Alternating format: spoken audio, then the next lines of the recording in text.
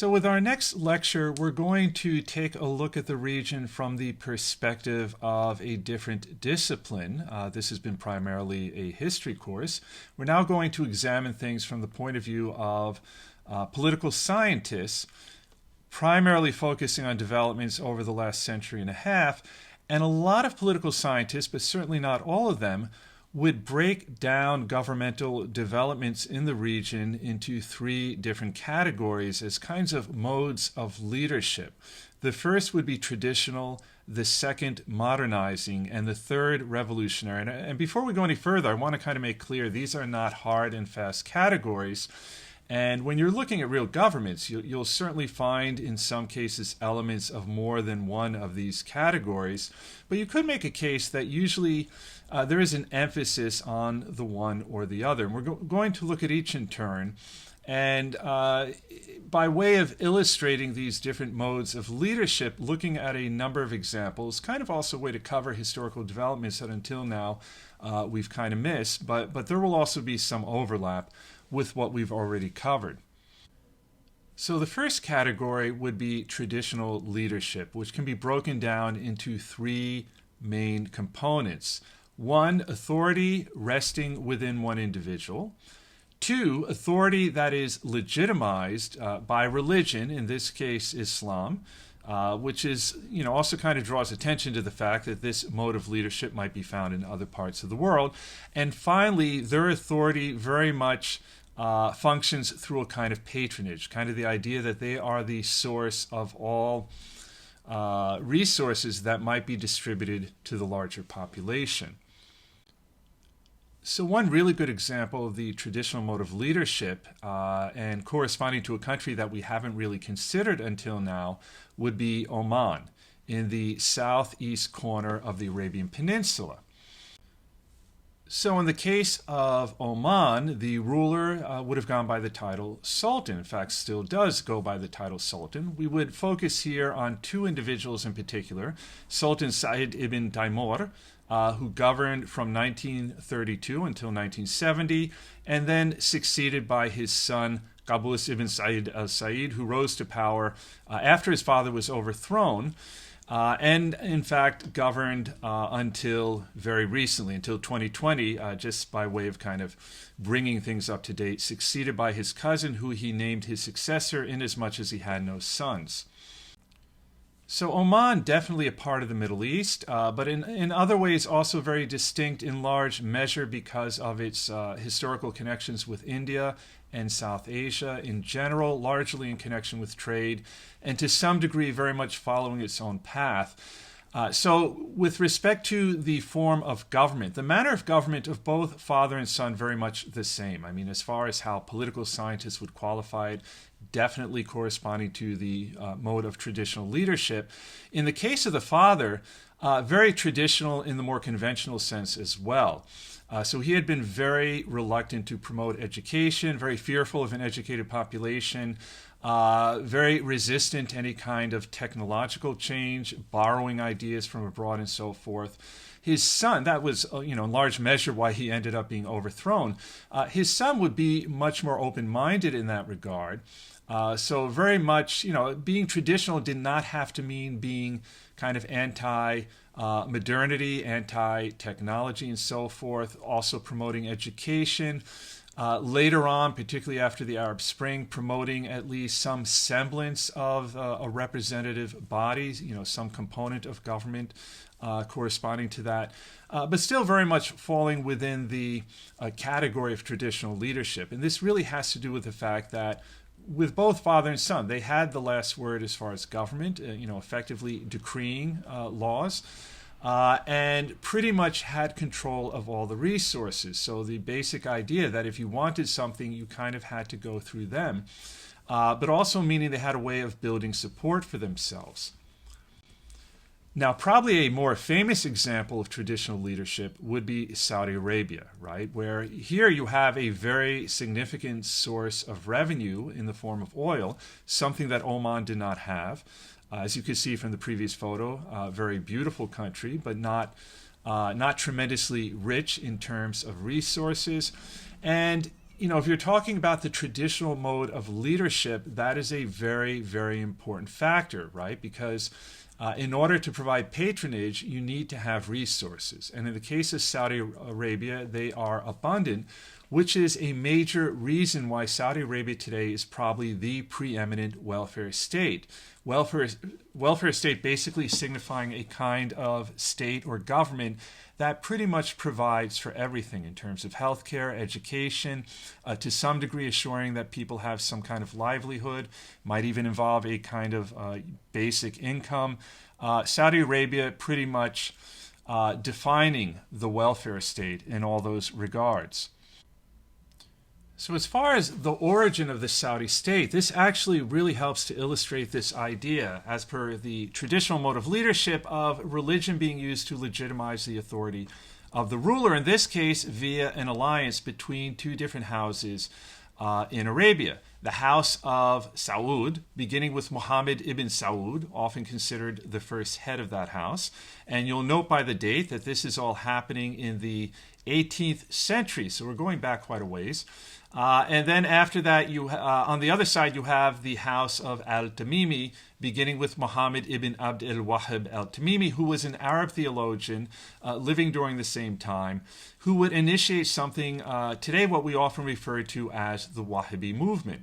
So basically, they're going to form an alliance. It's kind of a quid pro quo. On the one hand, Muhammad ibn Saud will use, and the house of Ibn Saud will use their military capability to conquer territory, and then will impose the Wahhabi brand of Islam upon the people living there. And in return, the house of Muhammad ibn Abd al-Wahhab al-Tamimi will legitimize their authority in connection with this particular movement, the Wahhabi movement.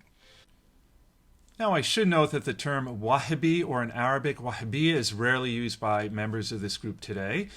They did sometimes use it in the past, but they would have more properly referred to their movement as Salafism, and we've already encountered this. But their understanding of this idea of getting back to the original Islam before it became corrupted, very different than what was being proposed by Muhammad Abduh and Muhammad Rashid Ridda, who, by the way, will come later, right? Actually, since 1914, they usually refer to themselves simply as the Brethren or Brotherhood, in Arabic, Ikhwan.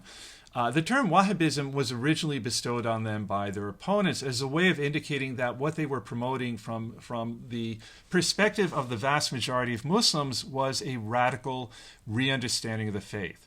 Right? But of course, from the point of view of the Wahhabis, they were getting back to the pure Islam of the original Muslim community, what they refer to as the Islam of the Salaf as-Salih, the pious predecessors.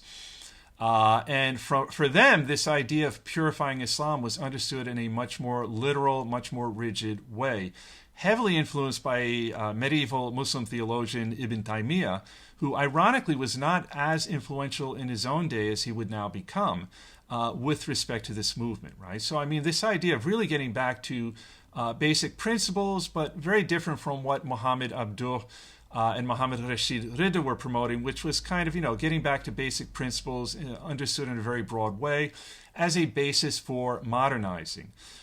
Which is not to say that the Wahhabis were against modernizing, but would have very strict kind of limitations on what they perceive that as permitting. Right? So, for instance, in terms of some of the radicalness of Wahhabism, very much fixated on very basic practice. For instance, that really they should enforce the Muslims praying 5 times a day at set intervals. Things like, for instance, if you go to Saudi Arabia today, if somebody commits theft, they will in fact probably have their hand cut off. Something that really you wouldn't find in the vast majority of Muslim countries. And again, a lot of this reflecting a very, very specific interpretation of Islam associated with the medieval Muslim theologian Ibn Taymiyyah. And again, I want to stress, this does not reflect how most Muslims understand their faith, right? So, we should be careful, because I do think too often in the media, Saudi Arabia and this particular understanding of Islam is promoted as somehow representative of Islam and Muslims worldwide. Now, if we're talking about the creation of the Saudi state, it begins in a region known as the Najd, which is in the kind of northern part of what today is Saudi Arabia, just outside of the city of Riyadh. And it actually begins here, and this is actually currently a historical site that if you're in Riyadh, if you have a free afternoon, you might go out to the desert and visit it. I actually had the privilege of doing so in July in 116 degrees Fahrenheit heat. So definitely bring a lot of water and a hat. But in any event, this is Ad-Dariya would have been the fortress of the Saudi family. And this is kind of where they initiated their conquest of Arabia. And, at some point, and this is, again, back in the 18th century, and technically Arabia, part of the Ottoman Empire, though very often the Ottoman government had found it very difficult to impose its authority in Arabia, in this desert environment. But nonetheless, at some point, this is going to be perceived as a threat by the Ottoman government, particularly when they are threatening the holy cities of Mecca and Medina, the control of which is a very important source of prestige and legitimacy for the Ottoman government, but also a problem when they start attacking Shiites and Shia shrines in what today is Iraq. Particularly when they go after the shrine of Imam Hussein in Karbala. You might remember Karbala, this is going back to the very beginning of the course, but Karbala, the site of the battle where Hussein was killed, so very important for Shiites. Obviously, this would be a very important site of pilgrimage.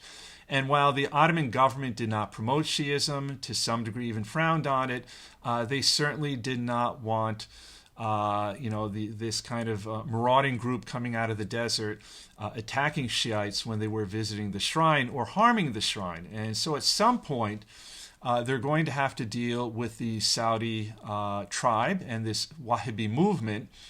And you might remember, we actually briefly referenced how at some point the Ottoman government is going to call upon Muhammad Ali in Egypt, who for the most part at this point is pretty much autonomous, but still nominally recognizing the authority of the Ottoman Sultan, and had been bent on creating a modern European-style army, and so is actually going to deploy the army for the first time on behalf of the Ottoman government in order to liberate Arabia, including, in particular, ensuring the sanctity of Mecca and Medina and the Hijaz, which is a region in the western part of Arabia where they are located, liberating them from the Saudis. And in fact, they do suppress this movement. They defeat the Saudis, who eventually retreat to their home base in Dariya, which is where they had started from. So fast forwarding to the 20th century, at the beginning of the 20th century, the Saudis, still a very important tribe within Arabia, but there are actually three now that are kind of in a struggle for the ultimate control of Arabia. The other two are the Rashids, who we haven't met yet, and then we have the Husseinis, who we have encountered. These are, in fact, the Husseinis of the Hussein-McMahon correspondence, who are leading the Arab revolt in alliance with the British in the hopes that the British will recognize an independent Arab state after the war, to their mind, with them at its head. Certainly that is the ambition of the Sharif Hussein of Mecca and Medina. But you might remember that that doesn't quite materialize. The British do support the only place where you have a truly independent Arab state that will be under the authority of the Sharif Hussein is in the Hijaz, this region in the western part of Arabia where Mecca and Medina are located. But then shortly after that, the British are pretty much going to abandon the Husseinis. And they basically decide at some point that the more powerful Arab tribe in Arabia are the Saudis, and decide to throw their support behind them. And from the point of view of looking out for British interests in the Middle East, probably they made the right call. The Saudis will eventually unify the Arabian Peninsula under their authority, thus establishing the Saudi state. This will happen under Abd al-Aziz al-Saud, the founder of the modern state of Saudi Arabia, its first monarch. And so he's going to unite the Arabian Peninsula. Again, you still have this alliance between the House of Ibn Saud and the Wahhabi movement, so that will become the basis of his legitimacy. And from a pretty early point, he is going to be considered a very important figure in the Middle East. Here we see him meeting with Franklin Delano Roosevelt, though, by the way, this is before they discover oil in Arabia, or at least, that they have vast amounts of it. So it isn't even about that at this point. But, the Saudi Arabian state obviously is going to have staying power. It's still there today. One of the first things they do is relocate their capital to the city of Riyadh. Currently the capital, here we see the old town, if you will, which, by the way, if you commit theft in Saudi Arabia, this is where the chopping of your hand would take place. Also, some crimes are punishable by beheading. And this very much in line with the Wahhabi movement. And again, I really want to stress, in many ways, very, very distinct and unique to Saudi Arabia. Now, this is the old part of the city, but as an indication that the Wahhabi movement isn't inherently opposed to modernization or technology, here are a number of shots of Riyadh today. And if you go to Riyadh today, as again I had the pleasure to do, that was for business purposes back in the day when I was working administratively for the International Monetary Fund. Not going to get into that here. But in any event, it's a very, as far as like infrastructure, technology, kind of the quality of living and so forth, very much a modern city. You just have like these, what look like, infinite number of laned highways everywhere, skyscrapers. Definitely, they're at the cutting edge in terms of internet, in terms of other kinds of technology. So that is not an issue, right? But they, it is a very strict society in terms of how people dress, particularly in terms of what women are permitted to do, in terms of the requirement to pray 5 times a day, in terms of the kinds of punishment that are meted out for certain crimes and so forth.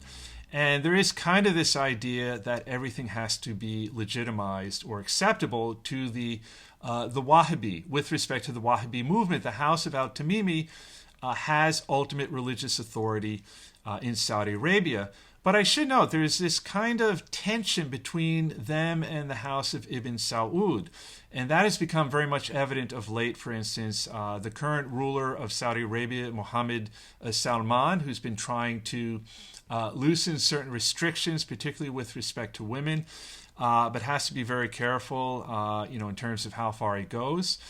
And very, very often, yes, they recognize the fact that they need the Wahhabi movement as a basis for legitimizing their authority, but at the same time, they don't want to be overly beholden to that. And that is where it is very helpful that they're going to discover vast reserves of oil in Arabia. So before we get to that, though, here we can kind of see the history of Saudi expansion in the Arabian Peninsula. All of this is militarily under the House of Ibn Saud, with the support of a religious militia, right? So you can see right from the start that religion, this kind of legitimizing element of the traditional mode of leadership, very important to its ability to actually conquer territory. So you had this kind of religious militia known as the Brotherhood or Ikhwan, very much, very, very much about promoting the Wahhabi brand of Islam. And this is also a good example of how, the House of Ibn Saud did not want to be overly beholden to the Wahhabi movement. Eventually, Ibn Saud would purge his military of its members, and then eventually when they resisted crushing the Ikhwan, following which he had the militia reorganized as the Saudi Arabian National Guard, which would be more directly under the authority of the House of Ibn Saud, less influenced by the religious authorities represented by the House of Al-Tamimi. But the ability of the House of Ibn Saud to keep this religious element in check very much dependent on its ability to provide patronage, in connection with which we're going to see emerge in the case of Saudi Arabia what political scientists call a system of patrimonialism, wherein state resources are used first and foremost to secure the loyalty of clients or individuals who represent different segments of the population. Now, what's really important to understand here is that Saudi Arabia is eventually going to develop a proper bureaucracy by which government, in theory, should exercise its administrative functions, inclusive of providing whatever its citizens need in terms of healthcare, education, so forth. But alongside this, you're going to have these patron-client relations that are very often informal and very often matter a good deal more than the bureaucratic structure of the state. Where really, if you want something, it's all about who you know, and very often has nothing to do with what official position they hold in the government. So, for instance, if you need to get your son or daughter access to education, there would be the proper channels that you should, in theory, go to, but really, if you could, you would pretty much circumvent those and make your appeal to somebody who had actual power. Really, what it would come down to is how close they were to the ruling family. So the problem with this is patrimonial relationships often working to undermine political institutions and the rule of law. Right? If you're trying to develop these things, this is kind of working against it. At the same time, it does have a certain value, particularly during the formative period of the development of the state. It really does serve to extend the reach of the state, for instance, to geographical and social peripheries of the country. And that, of course, can provide stability and can facilitate communal integration, in this case, meaning loyalty to the Saudi state. And that kind of comes back to the fact that the Saudi state is in many ways the preeminent welfare state in the world. But what's really important, right? For instance, in Europe, there was a period where Britain was very much a welfare state, but everything went through the proper channels, right? It went through the bureaucracy exactly the way it would have been mapped out in terms of what is the proper procedure to follow and so forth. And of course, the ability of the Saudi state to provide patronage on a large scale, a consequence of the huge reserves of oil that they find in their territory. Now, that inherently doesn't, mean that the Saudi state is going to be rich. Early on, very often, when huge oil reserves are found in the Middle East, in places like Saudi Arabia, Iraq, Iran, and so forth, most of that wealth actually would have gone to foreign oil companies, right? Because early on, they didn't have their own indigenous oil companies, the technological know-how and capability of actually extracting oil from their territory. So they were overly dependent on foreign oil companies. In the case of Saudi Arabia, primarily American oil companies represented by a conglomerate known as Aramco. So eventually Saudi Arabia is actually going to negotiate an arrangement whereby they are able to acquire much more of the wealth generated by their oil resources. This happens in 1974, whereby they get 60% majority ownership of the company's concessions and assets. And largely, the oil companies were willing to go along with this because the alternative, as was happening in many other parts of the Middle East, would have been nationalization. Right, so we already saw the nationalization of the Suez Canal by Egypt, not specifically an oil resource, but obviously a very important source of revenue. And by the way, that had been totally legal by international law. We're going to see this kind of happening with respect to oil in Iraq and Iran. Again, this is entirely legitimate. There's kind of an idea that you have to compensate whoever the shareholders were in the company prior to that, but recognition that this oil is their resource and they should be able to use it as they want. So Saudi Arabia was kind of able to hold the possibility of nationalization over the head or collective heads of the American oil companies as a way of renegotiating who got what percentage of the wealth being generated by oil. And that is also a good reason why, if you go to Riyadh, it is a very, very modern-looking city. Same thing, by the way, if you visit the Gulf states, also very oil-rich, also able to use those resources by way of legitimizing governmental rule, by way of modernizing, in terms of infrastructure, in terms of modernizing in terms of technology like the internet, Wi-Fi and so forth, but also in terms of providing patronage and thus further bolstering the legitimacy of the governments. And by the way, that becomes a major factor in why the Arab Spring doesn't really spread to the Gulf states like Arabia, Saudi Arabia, the United Arab Emirates, and so forth, because they have resources. You could even argue in a way that they're able to buy off their populations, right? Who, in many cases, do desire political reform, but if you kind of provide them, a bit more income, access to new resources, and so forth, that can prove pretty effective in quieting down political unrest. So one last example of the mode of traditional leadership I'd like to look at is Jordan. And Jordan, very interesting for a number of reasons, not least being that unlike with Saudi Arabia, the United Arab Emirates, they really don't have any tremendous resources that might provide a basis of wealth that the government could use to provide patronage. In many ways, a very poor country. And then, kind of exacerbating that is the fact that in many ways, very much an artificially created state. So to give you a little bit of background, if we go back to Ottoman times, there was no administrative unit known as Jordan. In fact, it was considered a part of Palestine, had in fact been part of the Mandate for Palestine that brought it under British rule. And then finally in 1922, was separated from the rest of Palestine, primarily in the sense that the British decided that it wouldn't be open to Jewish settlement or Jewish land purchase in connection with their support of Zionism. So from that point forward, kind of becoming a distinct administrative unit, still under British control. And here we see a map kind of indicating the borders of modern-day Jordan. At that time actually called Transjordan, a reference to the Jordan River, which separates it from the West Bank and Israel. Today, you can see on the left a photo of the capital of Jordan, present-day capital Amman, which as of 1922, very much a small village, but would eventually grow. So from a pretty early point, the British put Jordan, at the time known as Transjordan, under the authority of Abdullah Hussein, the son of the Sharif Hussein of the Hussein McMahon correspondence, brother of Faisal, who eventually they set up as the monarch in Iraq, also a British mandate.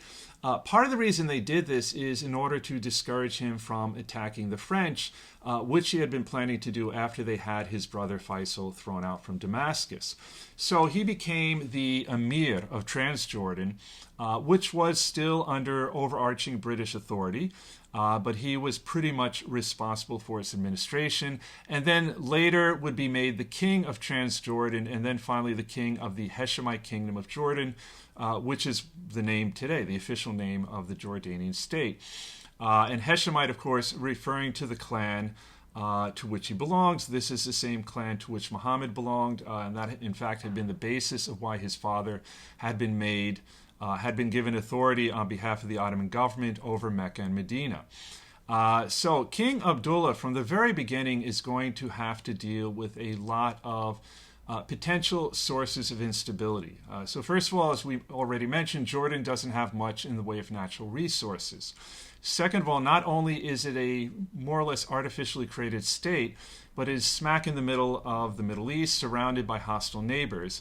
And so it's going to become very adept at kind of performing a balancing act in terms of how it relates with Syria to the north, Iraq to the east, particularly after you have a military coup there and the government becomes much more radical. Israel to the west, of course, which very often it shows itself willing to pursue a kind of more moderate policy, very often showing a willingness to negotiate through back channels or to act as an intermediate between Israel and the other Arab states. And then you have, of course, Saudi Arabia to the south. Another major source of instability is going to be that a large part of the population in Jordan consider themselves to be Palestinian. And of course, after 1948, the West Bank, inclusive of the eastern half of Jerusalem, had been under Jordanian control. And so you have a large part of the population that are Palestinian that have expectations that he is going to represent their interests, kind of take the lead on behalf of the Palestinian cause. At the same time, Abdullah and then his successors kind of recognize that they have to find a modus vivendi, a way to get along to some degree with Israel. And in fact, that might have been a factor in his assassination on July 20th, 1951, while visiting the Haram al-Sharif in the Old City in Jerusalem. He was killed by a Palestinian, and it's not entirely clear why he did that, what motivated him, but probably one factor at least was a kind of feeling that Abdullah was not adequately representing Palestinian interests. So he will be succeeded by his grandson, Hussein I ibn Talal, largely because the son, i.e. Hussein's father, proves to be mentally unstable. So he ascends to the throne in 1952, shortly after his father, King Talal, abdicates, and he will prove to be a very effective ruler, governing Jordan until 1999. And bearing in mind, most specialists or analysts who dealt with the Middle East really did not give Jordan much of a chance of surviving. Really there was this feeling that there were just too many obstacles against it that it wouldn't be able to surmount. And actually, King Hussein will prove to be a very effective ruler. And in fact, even those who are opposed to him, many who feel that he doesn't go far enough on behalf of the Palestinians, would acknowledge that he was a very effective ruler and that he was also very clever to a certain extent. And so he's going to prove very adept at kind of navigating, kind of balancing out expectations in terms of the large Palestinian population there, particularly when the West Bank is part of Jordan under Jordanian control. The fact that also the eastern part of Jerusalem, inclusive of the third holiest site in Islam, is under his authority, creates certain expectations. But again, he also recognizes that Israel, from an early point, is going to prove to be a rather formidable military power, and so very reluctant to actually take the lead in any conflict involving Israel. Very interesting in that respect is the fact that in the 6 Days War, he is actually going to be forced by Nasser to sign a defensive alliance with Egypt that eventually draws him into that conflict, something that he really had wanted to avoid. And of course, Jordan will pay a price for that. You might recall, at the conclusion of the 6 Days War, Jordan had lost the West Bank and East Jerusalem to Israel. Probably the biggest challenge to his authority, however, is going to be when the PLO becomes very active, operating from refugee camps within Jordan. And by the late 1960s, they had become, to a very large degree, autonomous. They were operating with a free hand, very often almost like a state within a state, to the extent that at some point, even King Hussein himself found himself having to go through PLO-controlled checkpoints as he moved about his own country. And as you might imagine, that would have been a source of concern for him, particularly when it became apparent that they might be plotting to overthrow him and actually transform Jordan into a Palestinian state, something that sometimes the Israeli government made an indication they might support. So there were some within the Israeli political establishment who really felt that this might be a way to avoid having to relinquish the West Bank, or even think about creating a Palestinian state within territory under Israeli control. The argument being that Jordan has a large Palestinian population. They are, in effect, already a Palestinian state. Maybe we should support the creation of a Palestinian government that aligns with that fact. So King Hussein, at some point, feeling very much threatened by the PLO, at some point is going to launch a military attack on them in what comes to be known as Black September.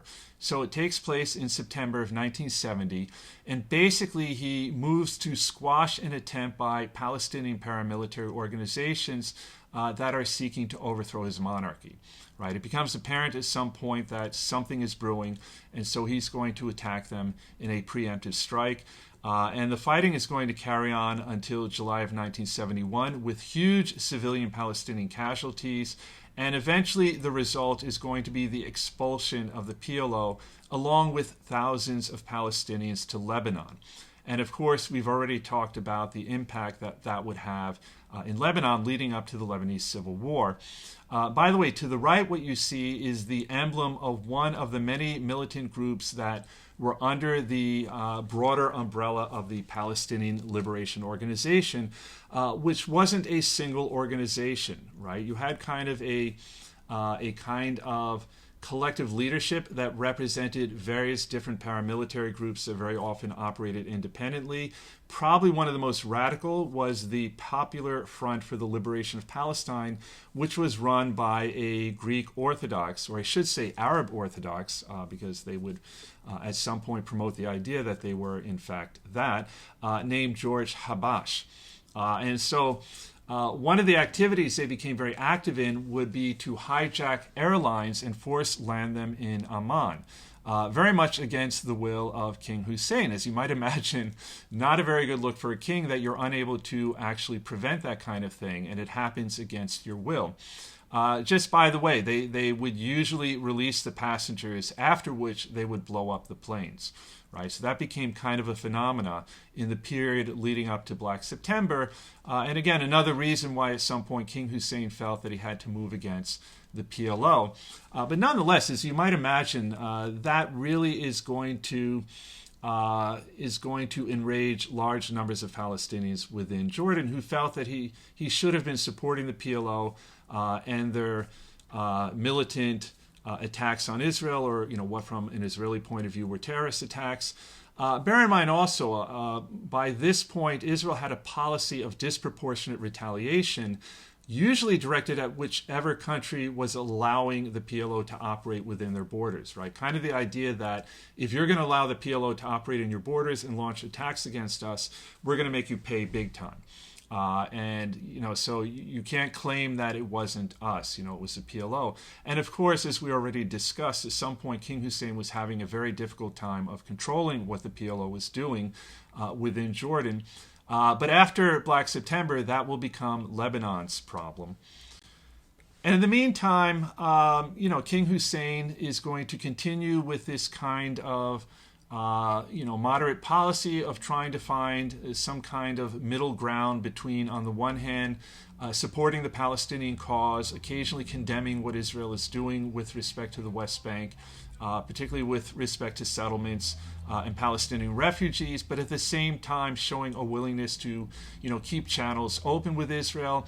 And one aspect of that is after the Oslo Peace Accord is signed and you have this kind of peace process in place, Jordan is going to conclude a peace treaty with Israel in October of 1994, specifically on October 26th, 1994. Here we see the Israeli Prime Minister Yitzhak Rabin shaking hands with the Jordanian King Hussein, while at that time the American President Bill Clinton looks on. That handshake, the signing, takes place in Washington, D.C. And so with that, Jordan becomes the second country after Egypt in the Middle East to normalize relations with Israel. Among other things, also resolving territorial disputes between them regarding small bits of territory. And kind of on the condition that Israel will continue to negotiate with the Palestinians in good faith in the Oslo peace process, something that actually doesn't really happen. That kind of, at some point, is going to fall apart. But Jordan will never back out of its peace treaty with Israel until today. And by the way, I was actually in Jerusalem at the time this happened, and I remember going to Jordan shortly after this treaty had been negotiated and signed. And it was really interesting to talk to Jordanians, many of whom were, really looking forward to the possibility of, at least those that I communicated with, to, the possibility of peace with Israel. Many of them saying they couldn't wait to hit the beach in Tel Aviv and that kind of thing. By the way, I actually got the same vibe at the beginning of the Oslo peace process from many Palestinians who, very quickly would become very cynical about the peace process as it became apparent to them, at least from their point of view, that Israel was not negotiating in good faith. So there was kind of a first step towards peace where Israel withdrew from many of the Palestinian communities, but then things kind of came to a halt with that. And in some ways, that made the situation of Palestinians worse because now, in addition to having to go through checkpoints if they wanted to go into what we might call Israel proper, i.e. not the West Bank, sometimes a border referred to as the Green Line, what was part of the Israeli state prior to the 6 Days War, or to go into Jerusalem, they now had to go through checkpoints, even moving between different points within the West Bank. And then on top of that, Israeli settlements would continue to be established and expanded. So, the Israeli government would often say that until a final peace was arrived at, they saw no reason to stop settlement activity. But it's quite understandable why many Palestinians would have seen that as an indication that Israel was not negotiating in good faith. So, okay, I got a bit off topic there.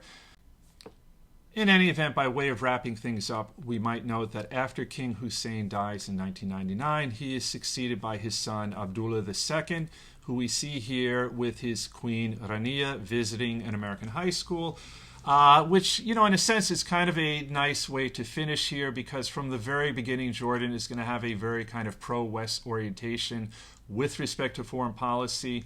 As I already noted, trying to find a kind of middle ground in terms of its interaction with Israel, eventually concluding a peace with Israel, which is held until today. And in fact, probably the biggest problem confronting Jordan now are the huge number of refugees coming from Syria because of the civil war taking place there. But so far, Abdullah has somehow managed to keep things in place. Whether he proves to be quite as effective as his father and great-grandfather, only time will tell. So at this point, we're going to look at the modernizing mode of leadership. And the two countries we're going to focus on are Iran and Turkey. So with Iran, as you might recall, Iran was never colonized, was able to really just by the skin of its teeth, but was able to maintain its independence, and at some point comes under the rule of the Pahlavi dynasty, starting with Reza Khan and then followed by his son Mohammad Reza, who will be Shah pretty much from the Second World War all the way up until the Iranian Revolution in 1979. And if we're talking about a modernizing mode of leadership, it's really about Mohammad Reza, who from a very early point is going to try and rapidly modernize via westernization the country under his rule. But ultimately, that will not include the creation of a properly representative government. And they do initially create the kind of representative institutions of government in the period immediately after the Second World War. What would appear at that time to be, as if they're laying the foundations for a constitutional monarchy. But that experiment eventually comes to an end, in part because of American intervention. And so, in connection with the Cold War, pretty much after the Second World War, Iran is going to become a very important state with respect to American foreign policy. It's on the border of the Soviet Union. And so United States, from an early point, very much concerned about anything taking place there. What happens is, at some point, you have a democratically elected prime minister named Mohammad Mossadegh between 1951 and 1953. And at this point, it does seem that the prime minister is the one setting policy. And he has the intention, he indicates an intention to nationalize the Anglo-Iranian company. And so Iran had become a very important producer of oil. And you had the Anglo-Iranian company, which probably we should emphasize the Anglo part of that name, reflecting, kind of the fact that the British had kind of the controlling interest with respect to it. And so from the point of view of the United States, this feels too much like Iran is starting to move into the Soviet camp. First of all, just the idea of nationalizing an important resource like that, kind of idea of it becoming a state-controlled industry just sounds too communistic. And then there's the fact that Mohammad Mossadegh makes it very clear that Iran wants to chart its own course, one that would be a bit more independent of either the United States or the Soviet Union. We already saw how that played out in Egypt with Nasser during the Suez Crisis. And so eventually Mossadegh is going to be overthrown in a coup, One, however, that is to a very large extent inspired by the CIA, right? So I should note there has been a lot of historical debate about just how big a role the CIA played, but it really doesn't matter. What is clear that his ousting was desired by the United States. This was, actually the outcome the United States wanted, and from that point forward, the Shah, Mohammad Reza, is going to govern increasingly by fiat, pretty much as a dictator. And that is going to mark the point at which he becomes very active in trying to modernize Iran, right? Where we can talk about a kind of modernizing regime defined first and foremost by something called the White Revolution. So White Revolution is going to be, in some ways, kind of like the Tanzimat during the Ottoman period, right? It's going to comprise a huge number of reforms aimed at rapidly modernizing the country, using the extensive oil revenues at his disposal, but very rapidly modernizing the country in a way that is going to create a lot of suffering at the end. And this is even kind of accepted, but the idea that when you come out on the other side, the country would have radically transformed in a way that was ultimately beneficial to the vast majority of Iranians. And for him, for Mohammad Reza, modernization meant westernization. It meant becoming more like Europe, more like the West. And there's going to be a tremendous amount of American influence in connection with this. The long and short of it is it's going to fail. To begin with, it is strongly opposed right from the beginning by some very important social groups within Iran, in particular the Shia ulama, who he will viciously repress, something that will prove very unpopular with the vast majority of Iranians, who at the beginning of the White Revolution are primarily peasants, people living in the countryside who are very traditional. But the other problem is going to be that simply not enough people are going to benefit from it. Right? Very few people actually end up benefiting from it. It's going to generate a tremendous amount of corruption. And a major factor in his failure is going to be the fact that the Shah is not a very effective leader. He's not very charismatic. He's not really very hands-on, not really kind of making sure that the reforms are working the way they should. He's not this kind of guy who inspires people to follow him. All of that is going to lead to the Iranian Revolution. And so I'm not going to get into much more detail in that regard because we're going to devote an entire lecture to the Iranian Revolution. But a key figure in leading the opposition to the Shah, to Mohammad Reza, very much in connection with the White Revolution, is going to be one of the top figures within the ulama, the Ayatollah Khomeini, originally from the city of Qom, which is a very important center of learning within Shia Islam. And so right from the start, he is one of the Shah's fiercest critics. And unlike Mohammad Reza, a very charismatic figure, someone who really knows how to communicate, particularly with the peasantry, people who are more traditionally minded. And eventually, he will become the leading figure in the country's Islamic Revolution in 1979. But one last thing we should mention, and this is, also kind of reflects on the poor quality of his leadership. Given that he is not very persuasive, he's not someone who inspires people, increasingly he will become dependent on repression as a way of staying in power, as a way of kind of imposing his will, particularly with respect to the White Revolution. And that is nowhere more evident than in the Savak, the Iranian secret police, which is created in 1957 with a fair amount of assistance from the United States CIA. And their basic mission, which becomes apparent pretty early on, is simply to basically repress any kind of opposition, any criticism directed at the Shah. So that would start with placing opponents of the Shah's regime under surveillance, and then repressing any dissident movements through intimidation, exile, imprisonment, assassination, and torture. Savak is generally considered to be one of the worst secret police in the history of modern times, right, from the 19th century onward, likely responsible for thousands of deaths. And as you might imagine, that would only further alienate many Iranians who weren't very supportive of what the Shah was trying to do with the White Revolution. Now, by way of contrast, we might look at the modernizing regime created in Turkey. So first of all, I should provide just a little bit of background in this regard concerning the creation of the modern Republic of Turkey. So I'm pretty sure we touched upon this in our lecture where we covered developments during the First World War, but the Ottoman Empire actually carried on for a few years after the First World War, but on a much smaller scale. What comprised the Ottoman Empire after the First World War, determined by the Treaty of Sèvres, negotiated at the Paris Peace Conference in the nearby town of Sèvres. And by the way, all the treaties took the names of the towns where they were negotiated, such as the Treaty of Versailles.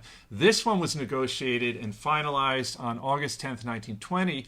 And what constituted the Ottoman Empire even smaller than the present-day Republic of Turkey, inasmuch as large chunks of Anatolia, which is the geographical term for Asia Minor, much of what constitutes Turkey today, were given to Greece and the Armenians. The Greeks, because they had argued persuasively in Paris that some of the coastal areas of Anatolia had been part of the ancient Greek world and therefore should be part of Greece. Also the fact that large numbers of Greek-speaking people resided there. And with respect to the Armenians, as part of a newly created Armenian state that would actually not last very long.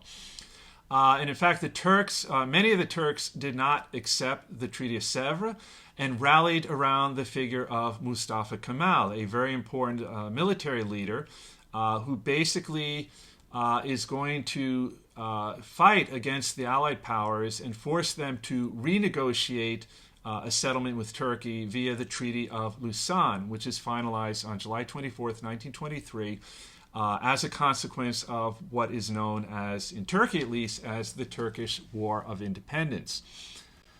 And the resulting state that is created by the Treaty of Lausanne, considerably bigger than what had remained of the Ottoman Empire after the First World War, as per the Treaty of Sèvres, right? And you can see I put here a number of maps illustrating which territories had been relinquished with the Treaty of Sèvres. You can see in the top left-hand corner in yellow, these territories had been given to Greece. And then on the right, you see territory in the northeast part of what today is Turkey that were given over to an Armenian state. But then with the Treaty of Lausanne, we end up with the modern Republic of Turkey that you see on the bottom there. And I say Republic of Turkey because one of the first things that Mustafa Kemal is going to do is abolish the Ottoman Empire and basically reestablish the territory under his authority as a republic. So Mustafa Kemal, in addition to creating a republican form of government, and it's legitimate, he is really laying the foundations for a properly democratic form of government with representative bodies, elections, and so forth. Eventually going to see the emergence of political parties that actually function the way political parties should in a democracy, generally representing different ideological approaches to dealing with governmental problems. Kind of the idea of, trying to win elections fair and square, get as many of your people into government so you can actually legislate and so forth. So really laying the foundations for that, but in many ways, in actual practice, as Turkey's first president of the Republic of Turkey, to some degree governing like a dictator, but that reflects more the tremendous charisma he has and how popular he is with the vast majority of Turkish people. He is the hero, the founding father of the Turkish Republic, hence why he is granted the honorific of Ataturk, meaning father of the Turks. And that still holds very much until today. I was actually at a conference not too long ago in Turkey where somebody at some point was doing a presentation that involved showing old films featuring Mustafa Kemal, and the whole room went silent, and at some point people stood up at attention out of respect for Mustafa Kemal. I actually started to speak and somebody shushed me. So I just wasn't quite used to that. So you could say he's kind of the George Washington figure for many Turkish people. And he will be president pretty much until his death in 1938, but using his power in order to kind of shepherd this newly created democratic government through while he promotes modernization, and on the face of it, very much like Mohammad Reza in Iran. Like him, modernization for Mustafa Kemal means westernization. So in addition to creating democratic institutions of government, promoting political parties, so kind of changing people's political habits, also westernizing the Turkish language, kind of creating a modern form of Turkish, inclusive of a new Turkish alphabet, which uses Latin letters. During the Ottoman period, Ottoman Turkish had been written in Arabic letters, trying to eliminate or minimize the influence of Islam in the government, also in society, forbidding women in public places like schools, certainly within governmental buildings, from wearing the hijab, and really, in a sense, kind of forcing this through. But again, the big difference here is two things. First of all, he's very charismatic and beloved. Right, so he is able to, in a sense, persuade people to follow his lead, but he is also going to prove much more effective at co-opting certain social groups in order to ensure their support, primarily the land-owning elite. He kind of understands that somebody has to have a stake in the kind of changes you're trying to implement. Right, so at the same time that, in a way, he is repressing the ulama and preventing them from actually having much influence, which, in that sense, not very different from Mohammad Reza. He is making sure that the new state he is creating, that an important social group has a stake in its success, right? So, for instance, protecting the property of the land-owning elite, ensuring that they become dominant within these newly created political parties, that they can, in a sense, promote their own interests within this newly created representative form of government. And that might be the key difference between him and Mohammad Reza. There is nobody who actually ends up coming out ahead with respect to the white revolution in Iran. He's kind of trying to create a middle class that might benefit, that might, then throw their support behind what he's trying to do, but he fails to do that. In large measure because, again, his lack of charisma, his lack, I would say also lack of effort, in the sense of really taking a more hands-on approach. Mustafa Kemal very active in administering this modernizing regime. And again, that becomes a major factor. And also arguably wisely pursuing a very pro-Western foreign policy from the start, becoming a member of NATO, really taking a firm position with respect to the Cold War, which Iran does as well, but Iran ends up looking a bit more like a puppet of the United States, partly because by the time of the Iranian Revolution, Mohammad Reza was pretty much allowing the American government to dictate much of his policy. You never have that dynamic in Turkey. Turkey always presents itself as an equal partner in that respect, and even in some cases willing to go directly against the interests of the United States. So not going to be dictated to. Probably no episode illustrates that better than the Turkish invasion of Cyprus in July 1974, something the United States and Europe were strongly opposed to. And, particularly given that Turkey and Greece are both members of NATO, this created a lot of tension. So some of you might know Cyprus is, in terms of population, half Turkish, roughly half Turkish, half Greek. Northern part predominantly Turkish in terms of population, southern part predominantly Greek.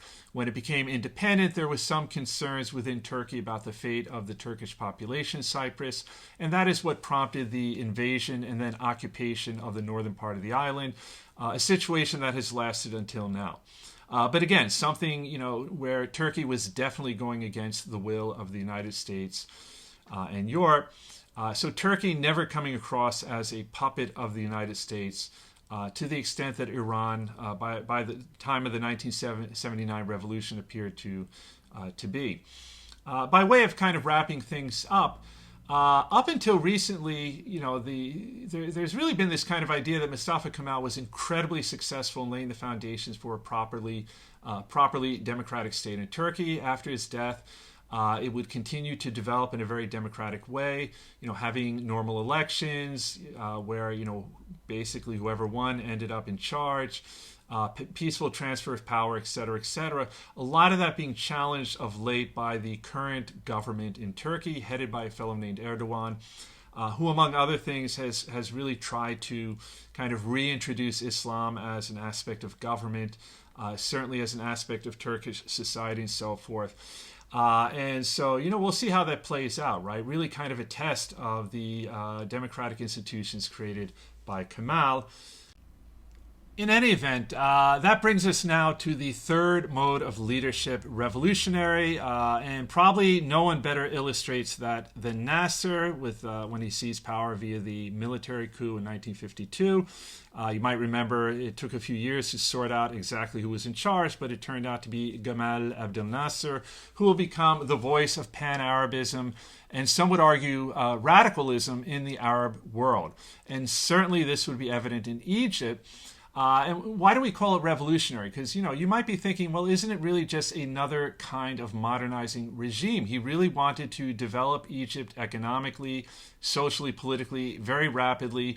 But the approach is going to resemble much more what you find going on in the Soviet Union, other communist states at that time, kind of these 5-year plans where the idea is to, first and foremost, rapidly industrialize the state.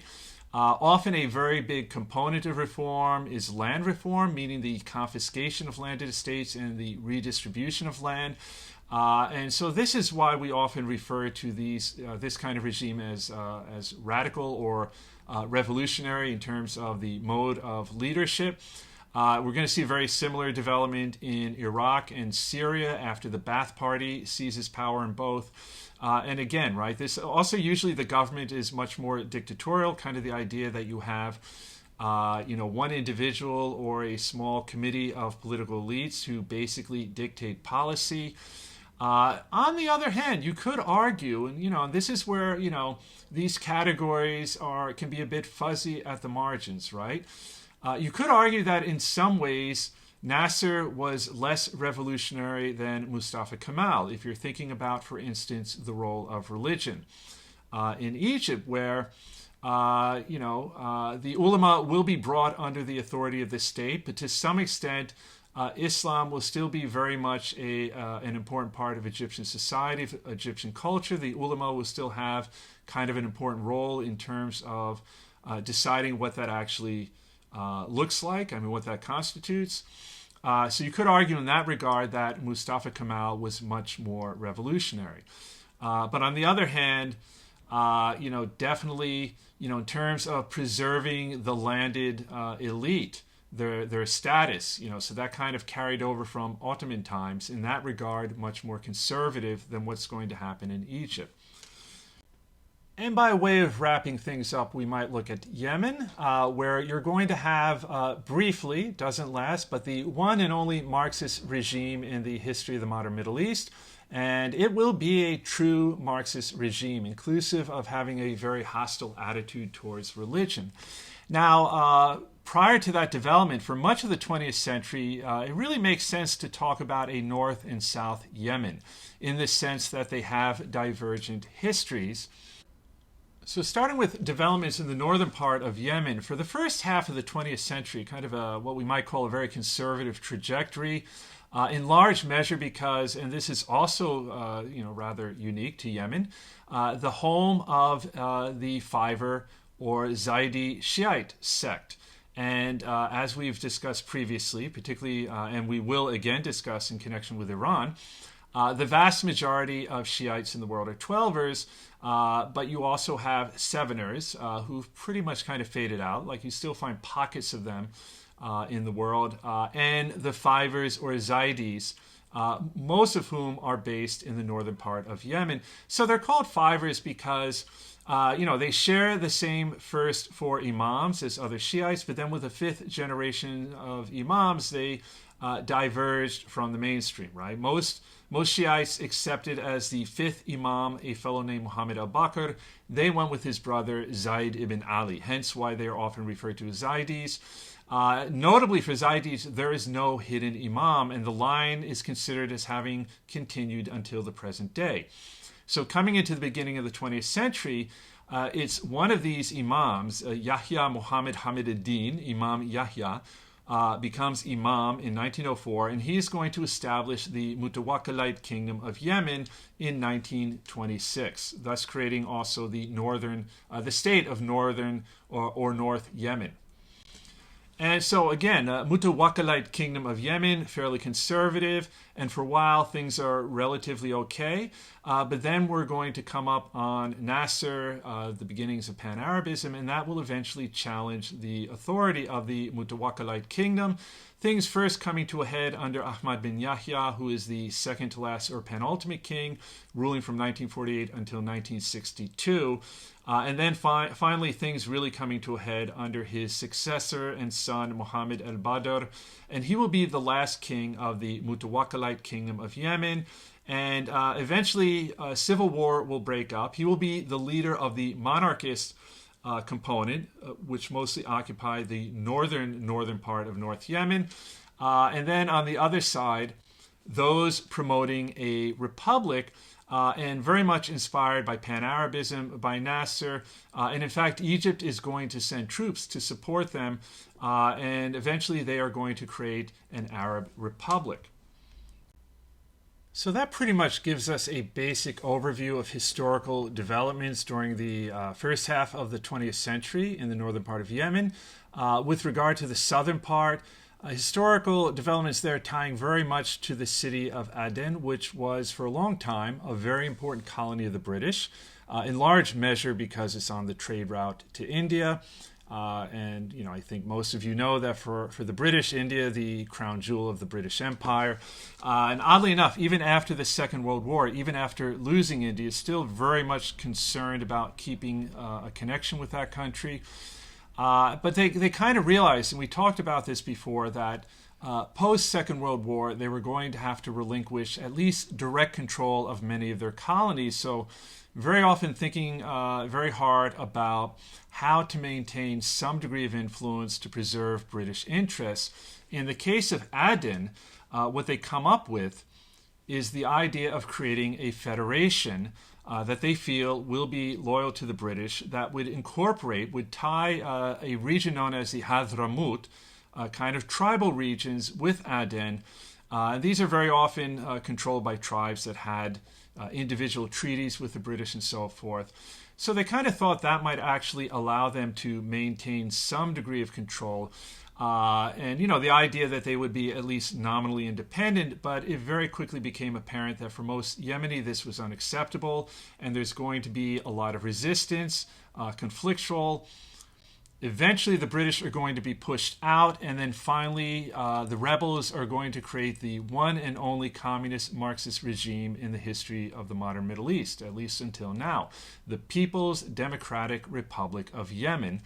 And it's not going to last forever, but it really is worth highlighting, particularly given how, not least in the media, there is a tendency to try and explain everything, including politically in the Middle East, as being somehow about Islam. And this is a pretty good example of how that is not the case. Now, of course, you might be thinking perhaps this is extremely unique to Yemen. But it is worth noting that particularly during the heyday of Pan-Arabism, if you're talking about the 1950s and 60s, you had pretty much flourishing communist parties in many parts of the Middle East, especially in Syria and Iraq. If they kind of ended up dying out in large measures because they were suppressed by secular regimes who felt threatened by them, particularly the Ba'ath Party when they seized power in both Syria and Iraq. So the main point being that, I'm not trying to say that you don't have political movements wherein Islam plays a very important role. That certainly will become evident coming into the 21st century, though I would argue that, maybe the high point of that was in the period immediately after 9/11. If you think about the Arab Spring, there's been a lot of pushback on the idea that Islam should play a preeminent role politically. But the bottom line is there are many different political strands of thought in the Middle East, as you would probably find in many parts of the world. And again, the fact that you actually had a Marxist regime established in Yemen And really, it was truly Marxist, including the fact that Marxism tends to be very hostile towards religion. Hopefully, will challenge some of these stereotypes concerning the preeminence of Islam politically in the Middle East. So, in any event, we end our lecture there, looking at three different modes of political leadership: traditional, modernizing, revolutionary. And as usual, please make a point of checking out the lecture-based questions on the worksheet and responding to them in the discussion forum created for that purpose.